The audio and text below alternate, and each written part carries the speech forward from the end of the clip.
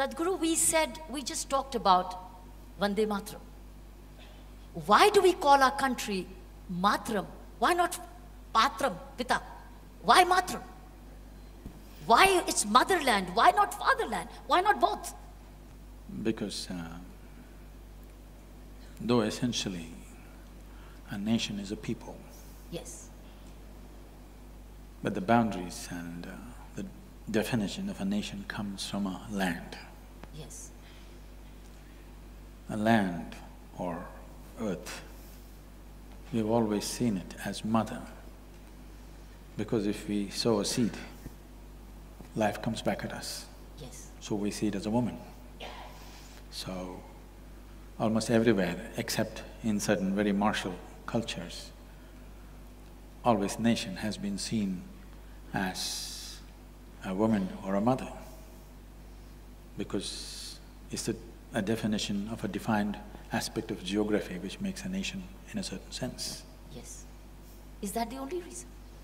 When did it begin?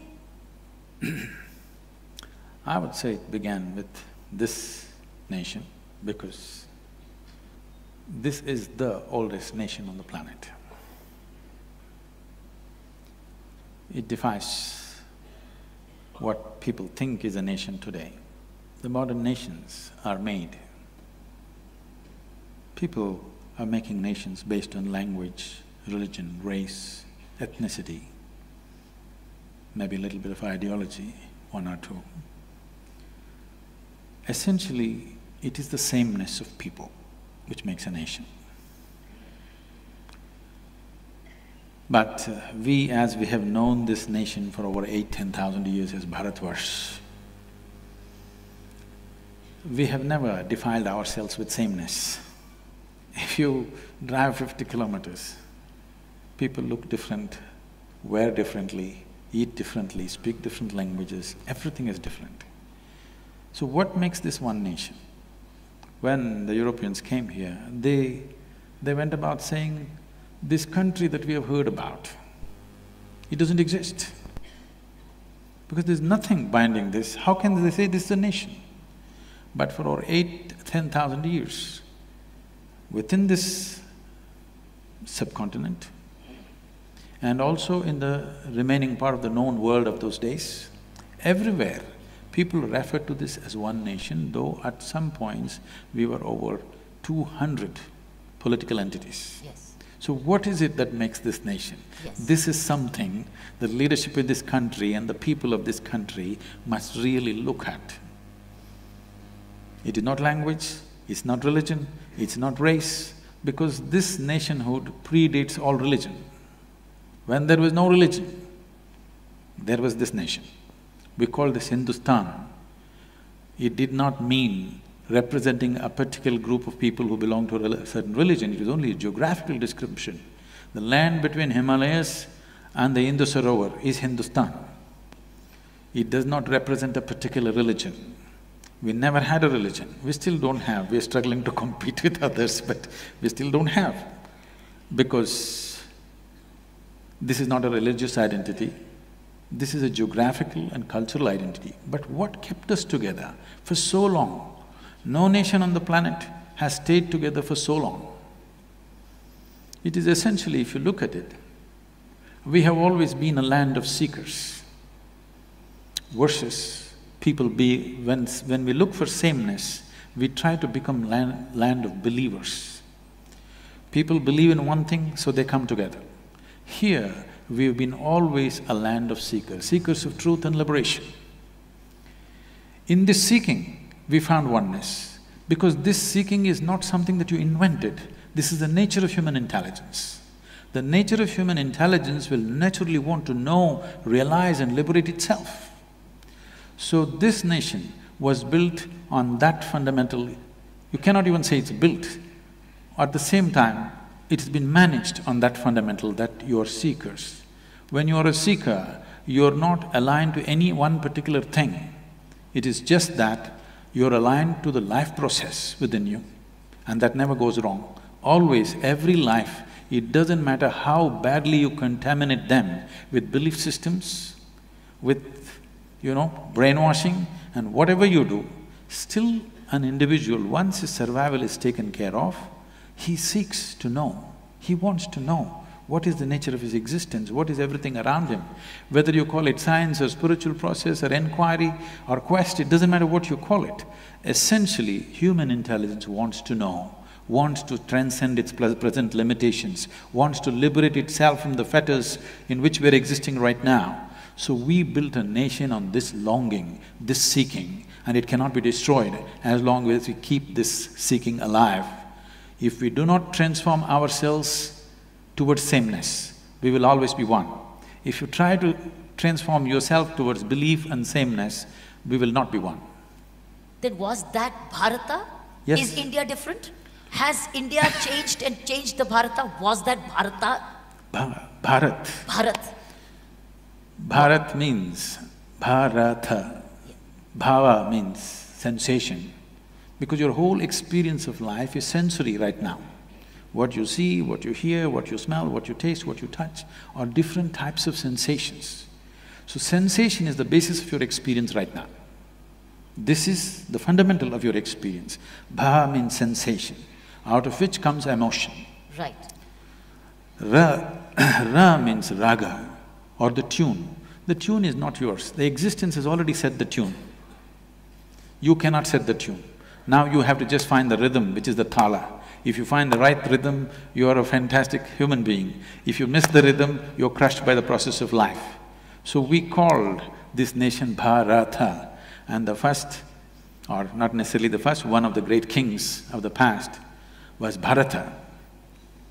People say the country is named after him. No, he is named after the country. There are so many Bharats and Bharatis in this country.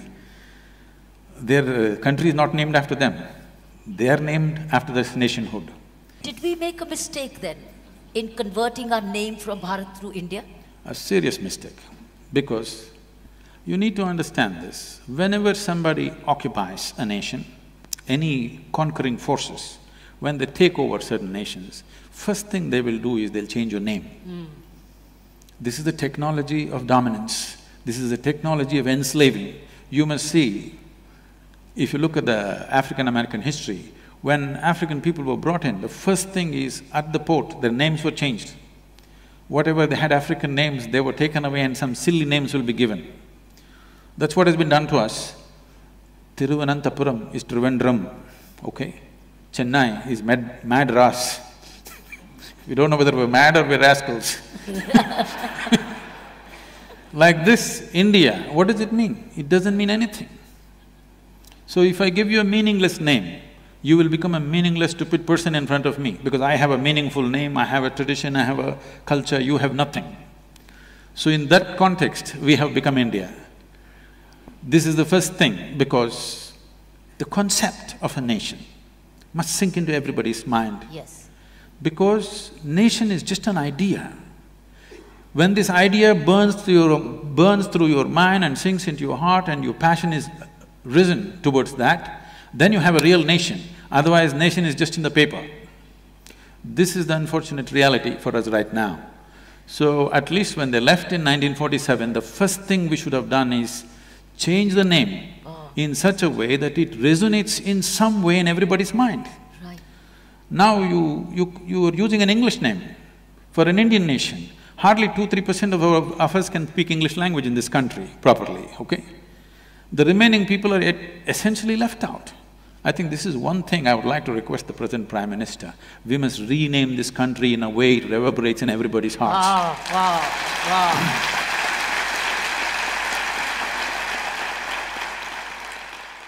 I know a whole lot of intellectual crowd will say, what is in a name? Yes. Okay, call yourself Tobu, call yourself Momo. People are doing that. Yes. I'm not saying… I'm not against anything. All I'm saying is, when you utter your name, you must understand there is sound. Whatever we utter is only a sound. The meaning is only a psychological thing, a social thing. Right now if I say Kiran, it's only a sound.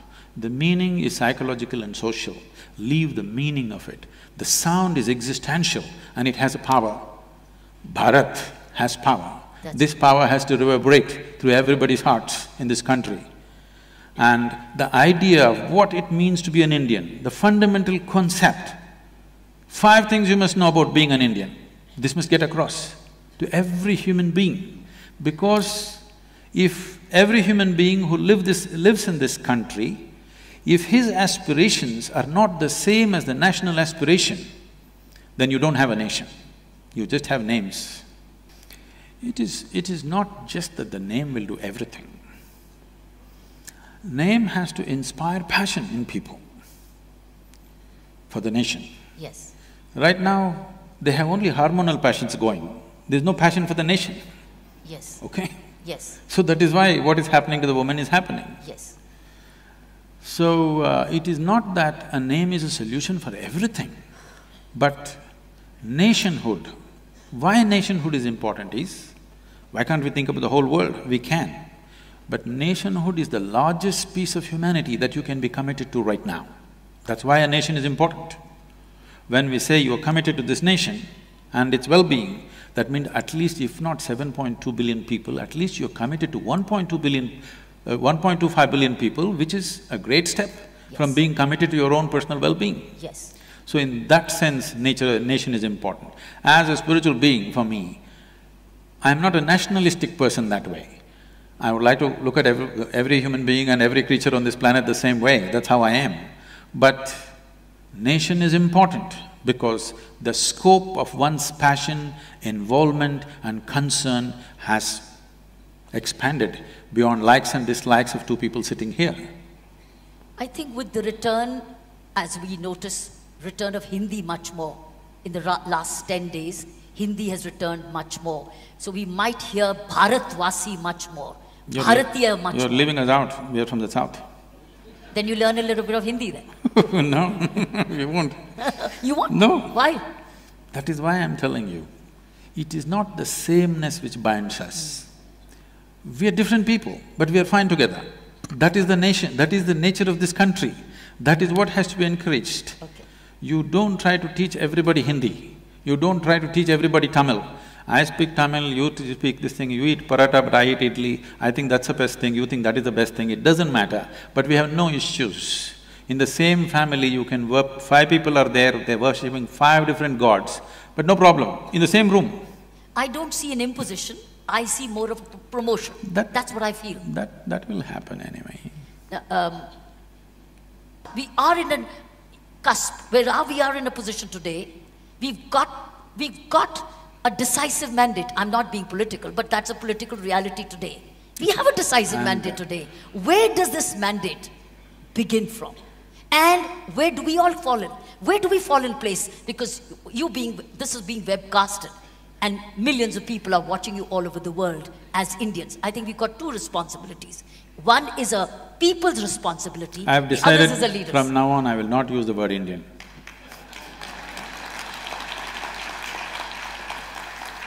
Why? Yeah, I would like to use the word Bharat. I told you, Hindi is coming in. I have started the movement. That's the Hindi name of India anyway. No, it is Hindustan. We also call it Hindustan. Yes, actually, Hindustan describes the geography, Bharat describes the culture. Right. I think a time has come Very nice. where our identity has to be cultural, because culture is inclusive. This is something we must understand. When his 7 sages, who are now considered the celebrated Saptarishis of this country, you must understand this first of all. The greatness of this nation is in pursuit and accomplishment of spiritual dimensions. It is this spiritual thread which is holding the country together, this longing to know. If you hack it, then you cannot maintain the sovereignty of this country, believe me. Is it religion? It is not religion. No? No, I'm telling you, the nationhood, what we call as Bharat, predates all religion. So when Adi Yogi was asked by the 7 sages, how many ways can we attain? He said, if you use your physical body as a foundation, there are 112 ways of realizing the divine. But if you transcend the physical body, then as many atoms there are in the universe, that many doorways are there. Do you call this a religion? No. Religion means that you believe this is it. And unfortunately, religious teachings, a whole lot of religious teachings do not believe in nationhood. They do not believe in the fundamental existence of a nation. Now, this is not about going with somebody, for somebody, no. First of all, we must decide, are we a nation? If we are, the idea of a nation should be burnt into everybody's head. How? Where do we begin from? Schooling, of course. With the teachers with no general knowledge? You can train them in a summer. Who trains them? This is what needs determination in the leadership, that's what I'm saying. What is this country? See, I must tell you this. The United States of America, in the 20s particularly, when a whole lot of Italians and others, particularly Italians, a lot of them moving to United States, now they speak their own language, they eat their own food, they're among themselves, they will not mix with the so-called American thing because their culture they think is richer, they're somewhat, like a exuberant population like India at that time, so they won't mix. So the US government did something which is amazing, which today I'm sure a whole lot of intellectuals will brand this as fascist, but they'll all queuing up to go to United States, of course. US government made posters. For Germans, one kind of posters, for Italians, one kind of posters, Jewish people, another kind of posters. Within the kitchen of every home, they must fix this poster, okay? It's a government release poster. Wow. Where an Italian housewife, how she should serve an American breakfast every day in the morning, how she should be dressed, how the table should be set, what should be for breakfast. For lunch, dinner you can eat Italian, but breakfast should be American. Wow. You understand? I'm saying this may sound fascist, yes, but it is with this they integrated different ways. I'm saying even something so small as what you're eating for breakfast, the government is looking at it because they're interested in making a nation. wow. I was amazed. I saw that poster is still with me somewhere. I was amazed to see that somebody went into such elaborateness of putting people together. If you'd left them like that, they would all be separate nations within a nation and fighting with each other. Absolutely. Whatever said and done, America is such a melting pot, but one nation,